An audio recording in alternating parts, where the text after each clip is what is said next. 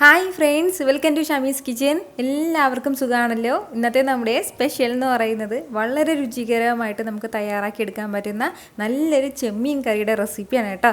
ഒരു തവണ നിങ്ങൾ ഇതുപോലൊരു ചെമ്മീൻ കറി തയ്യാറാക്കി നോക്കൂ. നിങ്ങളുടെ ഫേവറേറ്റ് ആയിട്ടുള്ള ചെമ്മീൻ കറികളിൽ ഒന്നായിട്ട് ഉറപ്പായിട്ട് മാറും കേട്ടോ.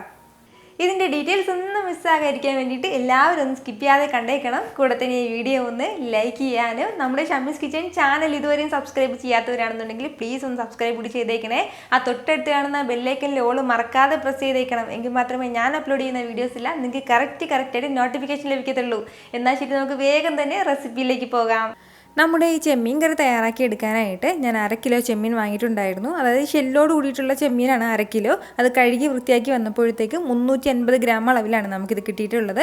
അപ്പോൾ നന്നായിട്ട് കഴുകി വൃത്തിയാക്കി എടുത്തിട്ടുണ്ട്. ഇത് അത്യാവശ്യം വലിയ ചെമ്മീനാണ്. തീരെ ചെറിയ ചെമ്മീനാണെന്നുണ്ടെങ്കിലും ഈ ഒരു രീതിക്ക് തന്നെ നമുക്ക് തയ്യാറാക്കി എടുക്കാവുന്നതാണ്. അപ്പോൾ ചെമ്മീനെല്ലാം ഇതുപോലെ ഒന്ന് വൃത്തിയാക്കി മാറ്റിക്കഴിഞ്ഞാൽ പെട്ടെന്ന് തന്നെ നമുക്ക് കറി തയ്യാറാക്കി തുടങ്ങാം. ഇനി നമുക്ക് വേണ്ടത്, ഞാനിപ്പോൾ ഇതുപോലെ ഒരു കടായി ഒന്ന് അടുപ്പത്തേക്ക് വെച്ചിട്ടുണ്ട്. അതൊന്ന് ചൂടായി വരുന്ന സമയം അതിലേക്ക് ഒരു 2 ടേബിൾ സ്പൂൺ അളവിൽ വെളിച്ചെണ്ണ ചേർത്ത് കൊടുക്കാം. എണ്ണ ഒന്ന് നന്നായിട്ട് ചൂടായി കഴിഞ്ഞാൽ പിന്നെ വേണ്ടത് ഒരു 2 ഏലയ്ക്ക, 3 ഗ്രാമ്പു, ഒരു വയനയില എടുത്തിട്ടുണ്ട്, അത് ചേർത്ത് കൊടുക്കാം. വയനയിലയും ഗ്രാമ്പും എല്ലാം ചേർത്തിട്ട് ലൈറ്റായിട്ട് ഇതുപോലെ ഒന്ന് ചൂടാക്കി കൊടുക്കുകയാണ്. ഇതുപോലെ ഒന്ന് ഇളക്കി കൊടുത്ത ശേഷം പിന്നെ ഇനി നമുക്കിതിലേക്ക് വേണ്ടതാണ്, ഇതുപോലെ ഒരേ ഒരു സവാള മിക്സിയുടെ ജാറിലേക്ക് മാറ്റിയിട്ട് നല്ലതുപോലെ ഒന്ന് പേസ്റ്റ് പോലെ ഒന്ന് അരച്ചെടുത്തിട്ടുണ്ട്. വെള്ളമൊന്നും ചേർക്കേണ്ട, ഒന്ന് അരച്ചെടുത്താൽ മതി. നല്ല ഫൈനായിട്ടൊന്ന് അരച്ചെടുത്താൽ മതിയാവും. ആ ഒരു പേസ്റ്റ് നമുക്കിതിലേക്ക് ചേർക്കാം. സവാളയുടെ മിക്സും ചേർത്ത് കൊടുത്തിട്ട് നന്നായിട്ട് തന്നെ ഇതെല്ലാം കൂടി ഒന്ന് ഇളക്കി കൊടുക്കാവുന്നതാണ്. ഫ്ലെയിം ഒന്ന് മീഡിയത്തിൽ വെച്ച് കൊടുത്തിട്ട് തന്നെ നല്ലതുപോലെ ഇതൊന്ന് വഴറ്റി കൊടുക്കാം. ആ സവാളയുടെ ആ ഒരു പച്ച ഒരു മണമൊക്കെ ഒന്ന് മാറി കിട്ടട്ടെ. ഇതിൻ്റെ കളർ ഒന്ന് ചെറുതായിട്ടൊന്ന് മാറി തുടങ്ങണം. ആ ഒരു സമയം വരെ നമുക്കൊന്ന് വഴറ്റി കൊടുക്കാവുന്നതാണ്. വളരെ കുറച്ച് മാത്രമേ ഉള്ളൂ, പെട്ടെന്ന് ഇതൊന്ന് വഴണ്ട് കിട്ടും. ഒരല്പസമയം ഒന്ന് വഴറ്റി കൊടുക്കുമ്പോഴത്തേക്കും നമ്മുടെ സവാളയൊക്കെ ചെറുതായിട്ട് ഇതുപോലെ ഒരു ഗോൾഡൻ കളറിലേക്ക് ഒന്ന് മാറും കേട്ടോ. അപ്പോൾ ഈ ഒരു സമയം ആകുമ്പോഴത്തേക്കും ഇനി നമുക്കിതിലേക്ക് വേണ്ടതാണ് 1 ടീസ്പൂൺ നിറയെ ഞാനിപ്പോൾ ഇഞ്ചി വെളുത്തുള്ളി പേസ്റ്റ് എടുത്തിട്ടുണ്ട്, അത് ചേർക്കാം. ആ ഇഞ്ചി വെളുത്തുള്ളിയും ചേർത്തിട്ട് ലൈറ്റായിട്ട് എല്ലാം കൂടി ഒന്ന് വഴറ്റി കൊടുത്ത് ഒന്ന് ഇഞ്ചി വെളുത്തുള്ളി എല്ലാം ഒന്ന് ചൂടാക്കി എടുക്കുകയാണ്. ഈ ഒരു രീതിക്ക് ഒന്ന് ചൂടാക്കി എടുത്തു കഴിഞ്ഞാൽ ഇനി ഇതിലേക്ക് നമുക്ക് മസാലകൾ ചേർത്ത് കൊടുക്കാവുന്നതാണ് കേട്ടോ. അപ്പോൾ ഈ ഒരു സമയം തന്നെ നമ്മളിതിലേക്ക് മസാലകൾ ചേർത്ത് കൊടുക്കണം. 1.5 ടേബിൾ സ്പൂൺ അളവിൽ മുളക് പൊടി ചേർക്കുകയാണ്. ഇത് ഇച്ചിരി എരിവ് കുറഞ്ഞിട്ടുള്ള മുളക് പൊടിയാണ്, അതിൻ്റെ പേരിലാണ് ഈ ഒരു അളവിൽ ചേർക്കുന്നത്. നല്ല എരിവുള്ള മുളക് പൊടിയാണെന്നുണ്ടെങ്കിൽ 2 ടീസ്പൂൺ അളവിൽ ചേർത്ത് കൊടുത്താൽ മതിയാവും. കൂടെ തന്നെ ഒരു 1/2 ടേബിൾ സ്പൂൺ അളവിൽ മല്ലിപ്പൊടിയും കൂടി. കൂടെ തന്നെ പിന്നെ ഇനി നമുക്കിതിലേക്ക് വേണ്ടത് ഗരം മസാല പൊടിച്ചതാണ്. 1/2 ടീസ്പൂൺ അളവിൽ ഗരം മസാല പൊടിച്ചത് ചേർത്ത് കൊടുക്കാം. അതുപോലെ തന്നെ പിന്നെ വേണ്ടത് ഒരു 1/2 ടീസ്പൂൺ അളവിൽ മഞ്ഞൾപ്പൊടിയും കൂടിയാണ്. ഇതിനോടൊപ്പം തന്നെ 1 ടീസ്പൂൺ അളവിൽ പഞ്ചസാരയും കൂടി നമുക്ക് ചേർത്ത് കൊടുക്കാം. ഈ പഞ്ചസാരയും കൂടി ചേർത്ത് കൊടുത്തിട്ട് നന്നായിട്ട് ഇതെല്ലാം ഈ മസാലകളെല്ലാം ഒന്ന് വഴറ്റി കൊടുക്കാവുന്നതാണ്. നമ്മൾ ഈ പഞ്ചസാര ചേർക്കുന്നത് എന്താണെന്ന് വെച്ചാൽ ഈ മസാലയുടെ ആ ഒരു ഫ്ലേവറും അതുപോലെ തന്നെ ഇതിൻ്റെ ആ പുളിവും എരിവും ഒക്കെ നന്നായിട്ടൊന്ന് ബാലൻസ് ചെയ്യാൻ വേണ്ടിയിട്ടാണ് 1 ടീസ്പൂൺ അളവിൽ മാത്രം പഞ്ചസാരയും കൂടി ചേർക്കുന്നത്. ഒരല്പസമയം മാത്രം ഒന്ന് വറുത്ത് കൊടുത്ത് നമ്മുടെ ആ മസാലയുടെ ആ ഒരു പച്ചമണമൊക്കെ ഒന്ന് മാറിക്കഴിഞ്ഞാൽ ഇനി നമുക്കിതിലേക്ക് വേണ്ടതാണ് മീഡിയം സൈസിൽ ഒരു 2 തക്കാളി മിക്സിയുടെ ജാറിലേക്ക് മാറ്റിയിട്ട് ഒന്ന് അരച്ചെടുത്ത് വെച്ചിട്ടുണ്ട്. ആ തക്കാളിയുടെ പേസ്റ്റ് കൂടി നമുക്ക് ഇതിലേക്ക് ഒന്ന് ചേർത്ത് കൊടുക്കാം. ഇതുപോലെ നമ്മുടെ മസാലയുടെ ആ ഒരു പച്ചമണമൊക്കെ മാറിയതിന് ശേഷം മാത്രമേ തക്കാളി പേസ്റ്റ് ചേർക്കാൻ പാടുള്ളൂ. തക്കാളി പേസ്റ്റും ചേർത്ത് കൊടുത്തിട്ട് നല്ല രീതിക്ക് തന്നെ ഇതെല്ലാം കൂടി ഒന്ന് യോജിപ്പിച്ച് കൊടുക്കാവുന്നതാണ്. നന്നായിട്ട് ഇതെല്ലാം കൂടി നമുക്ക് ഇതുപോലെ ഒന്ന് മിക്സ് ചെയ്ത് കൊടുക്കാം. തക്കാളി പേസ്റ്റ് ചേർത്ത് കൊടുത്തിട്ട് ഫ്ലെയിം ഒന്ന് മീഡിയത്തിൽ തന്നെ വെച്ചിരിക്കാവുന്നതാണ്. ഒരുപാട് ഫ്ലെയിം വെക്കേണ്ട ആവശ്യമില്ല. നമുക്ക് തക്കാളിയുടെ ആ ഒരു പച്ച മണമൊക്കെ ഒന്ന് മാറി വരട്ടെ. വളരെ ലൈറ്റായിട്ട് മാത്രം ഒന്ന് വഴറ്റി കൊടുക്കാം. നമുക്ക്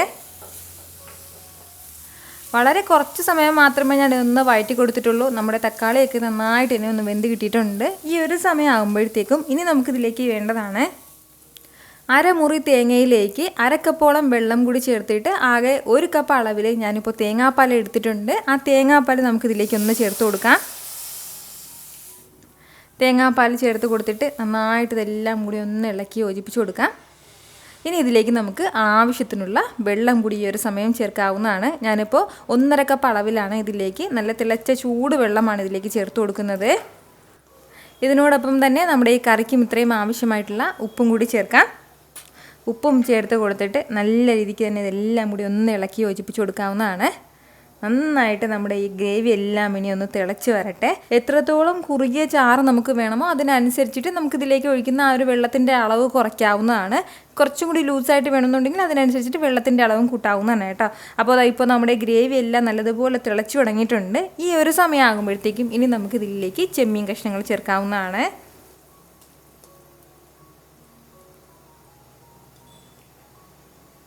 ചെമ്മീനും ചേർത്ത് കൊടുത്ത ശേഷം നന്നായിട്ട് തന്നെ ഇതെല്ലാം കൂടി ഒന്ന് മിക്സ് ചെയ്ത് കൊടുക്കാം. ഇനി നമുക്ക് വേണ്ട എന്താണെന്ന് വെച്ചാൽ ഒരു 10 മിനിറ്റ് ഫ്ലെയിം ഒന്ന് മീഡിയത്തിൽ വെച്ചിട്ട് ഇതൊന്ന് നന്നായിട്ട് തിളപ്പിച്ചെടുക്കാം. എത്രത്തോളം ഗ്രേവി വേണമോ അതിനനുസരിച്ചിട്ട് നമുക്കൊന്ന് വറ്റിച്ചെടുക്കാവുന്നതാണ്. ഞാനിപ്പോൾ ഇതൊന്ന് അടച്ച് വെച്ച് ഒരു 10 മിനിറ്റ് ഒന്ന് തിളപ്പിച്ചെടുക്കുകയാണ്.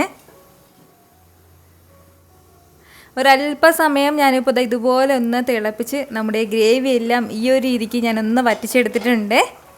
ഫ്ലെയിം ഇനി നമുക്ക് നന്നായിട്ടൊന്ന് കുറച്ച് വെച്ച് കൊടുക്കാവുന്നതാണ്. ലാസ്റ്റിൽ നമുക്കിതിലേക്ക് ഒരല്പം മല്ലിയിലയും കൂടി ഒന്ന് ചേർത്ത് കൊടുക്കാം.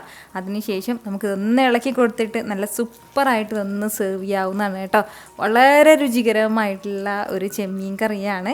എന്തിൻ്റെ കൂടെ വേണമെങ്കിലും നമുക്ക് നല്ല സൂപ്പറായിട്ട് സൈഡായിട്ട് എടുക്കാവുന്നതാണ് കേട്ടോ. നിങ്ങൾക്കിത് കാണുമ്പോൾ തന്നെ അറിയാമായിരിക്കുമല്ലോ എന്തുമാത്രം ടേസ്റ്റി ആയിട്ടുള്ള ഒരു ചെമ്മീൻ കറിയായിരിക്കും എന്ന്. നമ്മൾ നേരത്തെ വെള്ളമൊക്കെ ഒഴിച്ച് തിളപ്പിക്കാൻ വെച്ചിരുന്നപ്പോൾ ഉള്ള ആ ഒരു കളറേ ഇല്ല. കളറൊക്കെ നന്നായിട്ടൊന്ന് ഡാർക്ക് കളറിലേക്ക് വന്നിട്ടുണ്ടല്ലേ.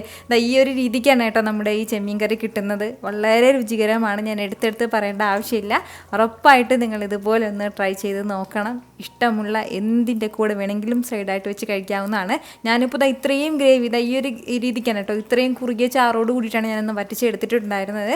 അപ്പോൾ ഇതിന്നും കുറച്ചും കൂടി ലൂസായിട്ട് വേണമെന്നുണ്ടെങ്കിൽ കുറച്ചും കൂടി മുമ്പേ തന്നെ നമുക്ക് ഫ്ലെയിം ഓഫ് ചെയ്യാവുന്നതാണ് കേട്ടോ. ഞാൻ 10 മിനിറ്റും കുറച്ചും കൂടി കൂടുതൽ സമയം വെച്ചിട്ടുണ്ട്. അങ്ങനെയാണ് ഈ ഒരു രീതിക്ക് ഒന്ന് വറ്റി കിട്ടിയിട്ടുള്ളത്. അപ്പോൾ ഇത്രയും ഗ്രേവി മതിയെന്ന് ഉദ്ദേശിച്ചിട്ടാണ് കേട്ടോ ഞാനിപ്പോൾ ഇതുപോലെ ഒന്ന് വറ്റിച്ചെടുത്തിട്ടുള്ളത്. ഉറപ്പായിട്ടും ട്രൈ ചെയ്ത് നോക്കിയിട്ട് നിങ്ങളുടെ ഫീഡ്ബാക്ക് ഒന്ന് മറക്കാതെ അറിയിച്ചേക്കണം. കാരണം നിങ്ങളുടെ ഫീഡ്ബാക്ക് കാണുമ്പോഴായിരിക്കും അത് മറ്റുള്ളവർക്കും തയ്യാറാക്കി നോക്കണം എന്നുള്ളൊരു പ്രചോദനം ഉണ്ടാകുന്നത്. എത്ര സിമ്പിളായിട്ടാണല്ലേ നമ്മളിത് തയ്യാറാക്കി എടുത്തിട്ടുള്ളത്. അപ്പോൾ ഇതുപോലെ എല്ലാവരും വീട്ടിലൊന്ന് തയ്യാറാക്കി നോക്കിയതിന് ശേഷം നിങ്ങളുടെ ഫീഡ്ബാക്ക് കൂടി എനിക്കൊന്ന് മറക്കാതെ അറിയിച്ചേക്കണം. അപ്പോൾ ഈ വീഡിയോ ഇഷ്ടമായാൽ ഇതൊന്ന് ലൈക്ക് ചെയ്യാനും കൂടെ തന്നെ നിങ്ങളുടെ ഫ്രണ്ട്സിനും ഫാമിലിക്കും എല്ലാവർക്കും ഇതൊന്ന് ഷെയർ കൂടി ചെയ്ത് കൊടുത്തേക്കണം. ഇതുപോലുള്ള റെസിപ്പിക്ക് വേണ്ടിയിട്ട് ഷമീസ് കിച്ചൻ ചാനൽ ഫോളോ ചെയ്യാനും സബ്സ്ക്രൈബ് ചെയ്യാനും ആരും മറക്കരുത്. വീണ്ടും നല്ലൊരു ഉഷാർ വീഡിയോ ആയിട്ട് നാളെ 2 മണിക്ക് കാണാം. അതുവരേക്കും എല്ലാവരും ഹാപ്പി ആയിട്ടിരിക്കുക, സന്തോഷമായിട്ടിരിക്കുക, എല്ലാവരും സേഫ് ആയിട്ടിരിക്കണം. Take care friends. ടാറ്റാ.